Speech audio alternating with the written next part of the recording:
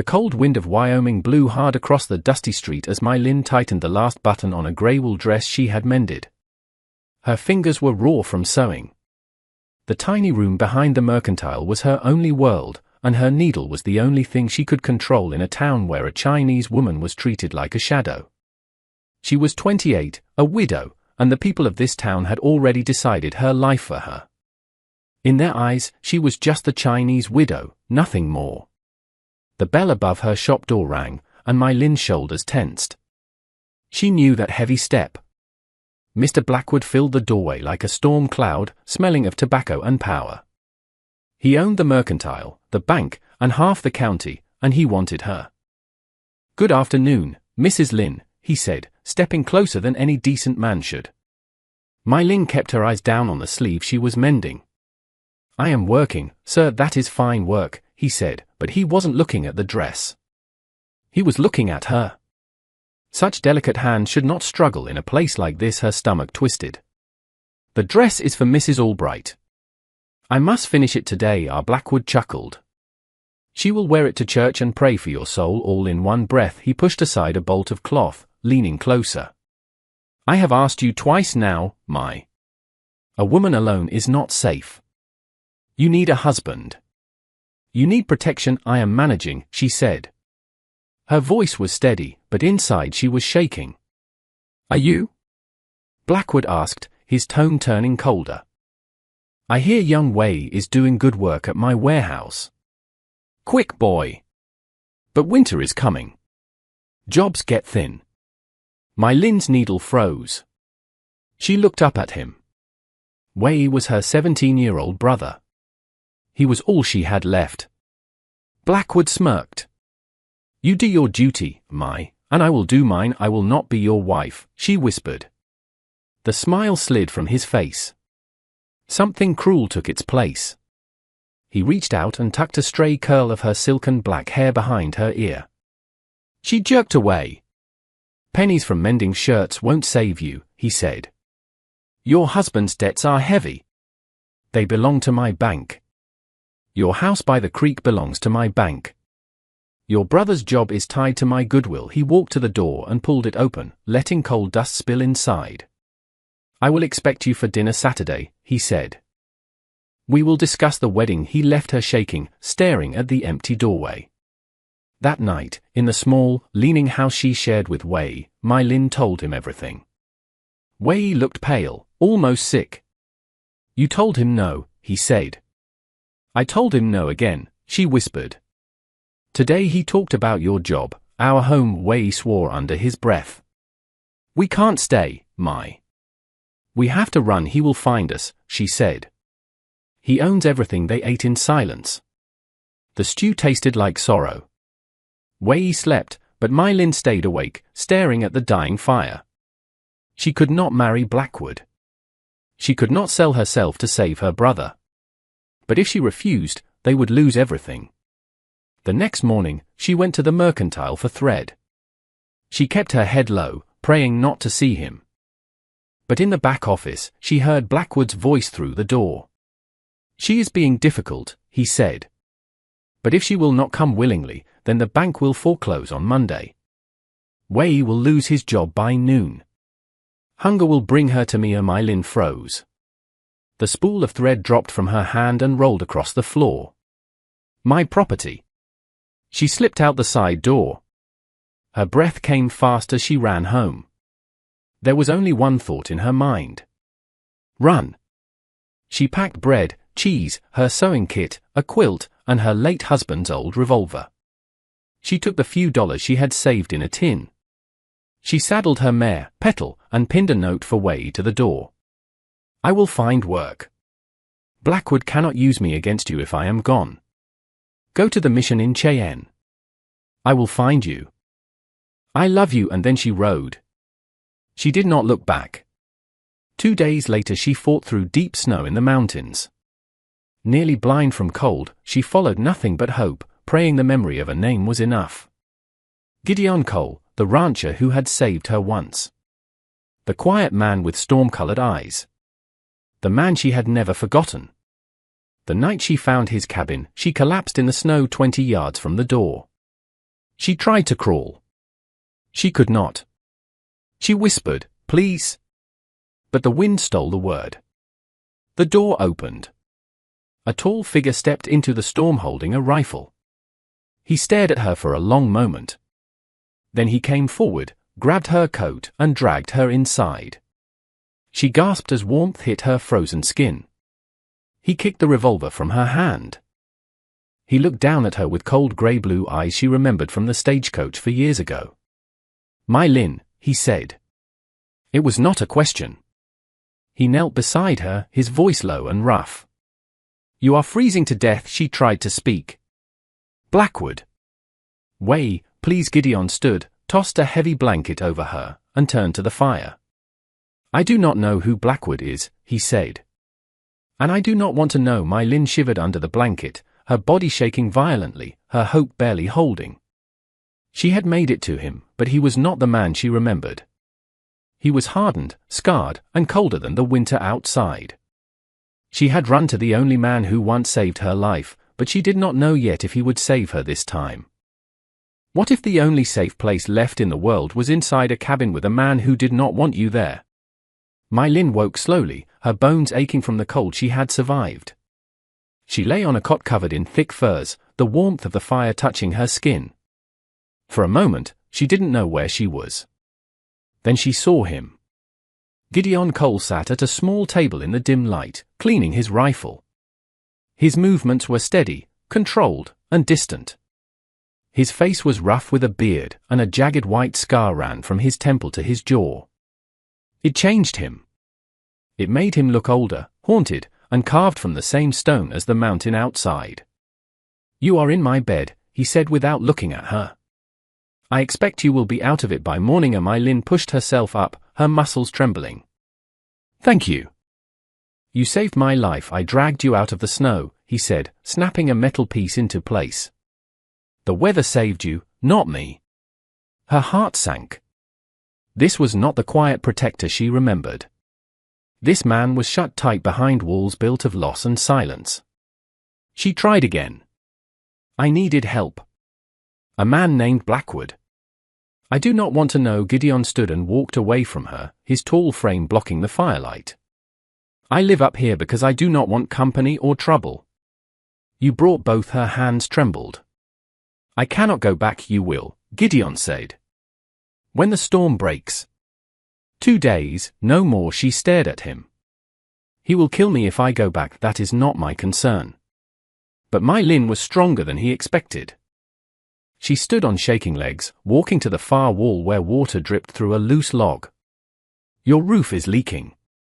The chinking is failing." "I can fix it." He didn't turn. She pointed to his coat thrown over a wooden peg, its sleeve torn wide open. "Your coat needs stitching." "I can fix that, too." Gideon looked at her then, really looked. She was pale, bruised by cold, barely able to stand, yet ready to work. He shook his head. "I do not need a seamstress and I cannot go back to Mr. Blackwood," she said, her voice cracking. "He will find me.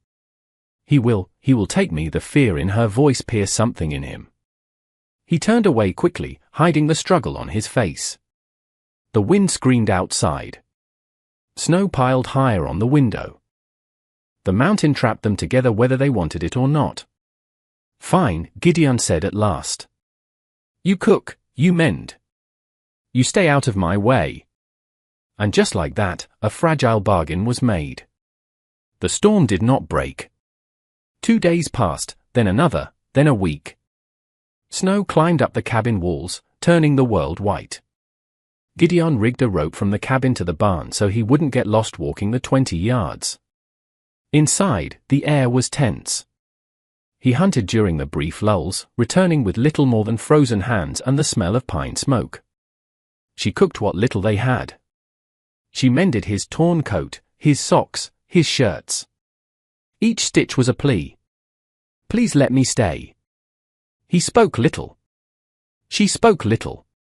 The silence pressed on them like the snow outside. One night, My Lynn dared to speak. "My husband, he was not kind," she said quietly, her hands working on a torn sleeve. He liked the saloon more than he liked his marriage. He left debts. Blackwood bought those debts. Gideon didn't look up, but he listened.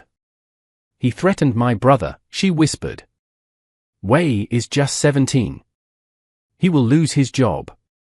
The bank will take our home. Gideon's jaw tightened. Towns are full of men like Blackwood. My Lynn hugged herself, staring into the fire. I had nowhere else to go. I remembered you. He looked at her for a moment, only a moment, then looked away quickly. 2 days later, he came home injured. Blood soaked the sleeve of his coat. He held his arm against his chest, his face pale. A wolf caught in a trap, he said tersely. It was not dead. My Lynn jumped from her chair. Sit down. Let me see. He tried to wave her off, but the pain forced him into the chair. She poured whiskey over the wound, and Gideon inhaled sharply, but he did not make a sound. This will hurt, she warned, threading a needle. Just do it. She stitched his flesh carefully, her fingers nimble, even as her own hand shook from fear and cold. His breath hitched once, just once, but he stayed still, watching her face inches from his. She smelled clean like soap and would smoke, and her touch was soft, too soft. When she finished, she brushed a stray lock of hair from her face. Her fingers grazed his skin. The touch was innocent, but it was enough to break the dam inside him. Their eyes met. The storm outside faded. The crackle of the fire disappeared. It was just her breath and his heartbeat pounding in his ears. Gideon leaned forward and kissed her. It was wild, desperate, a starving man finding food. She pulled him closer, her hand fisting his shirt. His mouth traveled to her neck. She gasped, her pulse racing, and then he froze. He ripped himself away from her as if burned. His chest heaved. His hands trembled. No, he rasped, backing away. I cannot. I will not. Gideon, you are scared. You are alone and he broke off, shaking his head. I will not be like him. He grabbed his coat and walked straight out into the freezing night, the door slamming behind him. Clara sat there in the firelight, trembling. The warmth of the kiss still burned on her lips, but the cold of his rejection crushed her. She curled on the cot and cried softly, believing she had ruined everything. Gideon stayed in the barn all night, sitting in the dark, drinking from an old bottle, trying to drown the desire he feared made him dangerous. He did not sleep. The next morning, he returned, smelling of whiskey and snow. He did not look at her. He did not speak. Days passed in silence so heavy it felt like another storm. Supplies dwindled. Hunger grew. Fear grew. On the fourth day, Gideon's frustration exploded, the silence snapping like dry wood. This is not enough food, he said harshly. You cannot stay. When the storm breaks, you leave. I cannot, My Lynn whispered. I do not care. His eyes flashed with anger, but underneath it was fear. Fear of losing control. Fear of becoming like Blackwood. What did you do to make him hunt you this far? What does he want so badly? My Lynn felt her heart break all over again. She lifted her head and whispered the truth. He wants me because of a contract, she said. A forged one. What contract? Gideon asked. The one that says I am the payment, she whispered, shaking. Me. He claims I belong to him. Gideon went still. He stared at her, confusion turning into horror. Then rage. Pure burning rage. He slammed his fist into the log wall so hard the tins on the shelf rattled. No, he said, breathing hard. No man owns another. It was a vow, a promise, a fire. My Lynn felt tears fall, but this time they were not from fear. Something inside her loosened, a knot that had been choking her for months. 2 days later, as the storm finally calmed, a single rider appeared in the canyon. A trapper tossed a sealed letter into the snow and rode away. Gideon brought it inside. My Lynn broke the seal with shaking hands. Blackwood's handwriting was thick and cruel. The storm has cleared. I am coming to collect what is mine. Expect me by the end of the week. My Lynn's breath stopped. He knows where I am, she whispered. She packed her few things in a frenzy. "I have to go, Gideon, please let me go." "He will kill you." Gideon grabbed her shoulders firmly, his voice low and steady. "I am not sending you away." She stared at him, tears falling. "But he will." "No," Gideon said. "This is where it ends." He looked toward the door, his jaw set with the steel of a man who had lost too much already. "He is not taking you." The old fear, the old pain, the old loneliness fell away. What remained between them was something raw and powerful. For the first time, My Lin believed she might survive this. Maybe not because she was strong, but because she was no longer alone. What would you do if the man who wanted to save you had to risk everything, even his life, to keep you free? The cabin was no longer just shelter. It became a fortress. Gideon worked with sharp focus, reinforcing the door with metal bands from an old wagon wheel and boarding up the window until only a thin gap remained for My Lin's rifle. My Lin worked beside him, her hand steady now, not trembling, not afraid. They were partners, a team, ready for the fight neither had chosen, but both refused to run from. Snow fell heavy outside, thick and white, hiding the world. The cabin glowed warm with firelight. But inside their hearts, something stronger was burning. "You stand at the front window," Gideon said. "I'll take the door." My Lin nodded. "I won't let anyone hurt us." Gideon paused. He looked at her. Really looked at her. This was not the scared widow who had collapsed in the snow. This was a woman who had lived through storms worse than winter. She had lived through men like Blackwood. Now she stood with a rifle in her hands. He felt something deep and aching rise in him, a kind of awe, a kind of love. But there was no time to speak it. Because that night, the sound they had been waiting for came. Slow, heavy footsteps in deep snow. Horses, men. A voice booming through the white darkness. "Cole. I know you're inside. Send out what belongs to me." "Blackwood." My Lin gripped the rifle, her breathing tight. Gideon's face turned to stone. "She doesn't belong to you," Gideon shouted back. Blackwood laughed, a low, ugly sound. "Everything in this valley belongs to me, and she is the last debt I intend to collect." Another man rode forward with a torch. "Burn the barn," Blackwood ordered. "Smoke them out." "Take what's mine." "No," My Lin cried. She rushed forward, but Gideon grabbed her arm. Then everything happened fast. Gideon burst out the door, shotgun raised. He fired a warning shot into the air. Snow exploded around the riders. Horses bucked. One man fell, clutching his leg. Gunfire crackled back at the cabin. Bullets punched holes into the logs. Gideon dove behind the woodpile. My Lin dropped to her knees at the window slit, lifting the rifle with shaking hands. She spotted a man slipping to the side, leveling his gun at Gideon from behind. Her breath froze. "Breathe out. Squeeze." She fired.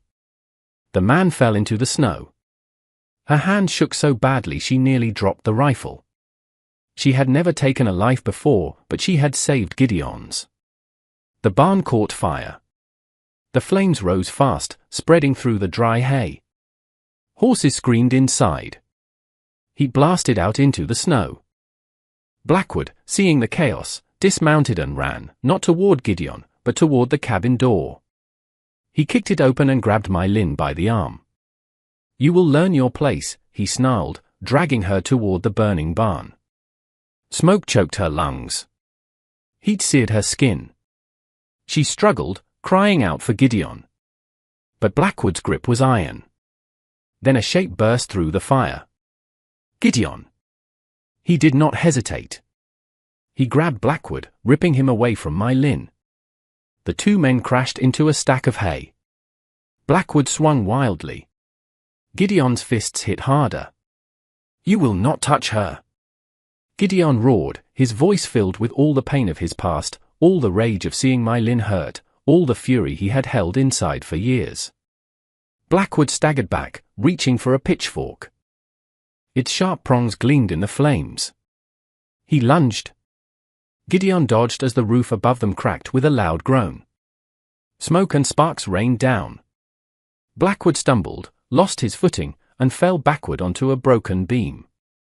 Silence, then a wet gasp. Blackwood was still. The fire roared around him. Gideon! My Lynn screamed. The roof was coming down. Gideon grabbed her and ran, pulling her through the flames. A burning rafter crashed behind them as they stumbled out into the snow. They fell side by side, gasping for clean air. Snowflakes melted on their scorched clothes. They had survived. For days afterward, the cabin filled with smoke and silence. The world felt strange and too bright. Gideon treated my Lynn's wounds with gentle hands. She treated his burns with soft cloth. They mended each other quietly. Then the riders appeared on the ridge. A posse from town. My Lynn's breath caught, afraid they would drag Gideon away. But Gideon stood tall. I'll tell the truth, he told her. In town, people stared and whispered. My Lynn was locked in a church room. Gideon was put behind bars for his own safety.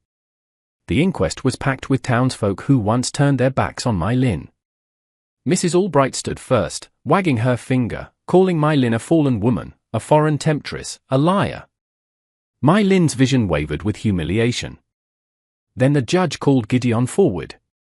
He spoke clearly, boldly. She ran because he claimed she was his property, Gideon said in a low, firm voice. He tried to take her by force. He hit her. I saw the bruises, gasps filled the room. She fought for her life, he continued. And I stood with her. She is no criminal. She is the bravest woman I have ever known. My Lynn's eyes filled with tears, not of shame, but of relief. Then something unexpected happened. The town turned. Young Ben, the blacksmith's boy, stood and told how my Lynn had mended his coat for free. The mercantile owner spoke next, then a ranch hand, then a miner. One by one, people admitted how Blackwood had threatened them, cheated them, scared them. Their fear broke. Their voices rose. Finally, Judge Morrison struck his gavel. Mrs. Lynn and Mr. Cole acted in clear self-defense. They are free. The whole room exhaled. Gideon looked for my Lynn. She ran to him, and he caught her in his arms for the first time in front of others. Her tears soaked his shirt. He held her tight, not caring who watched.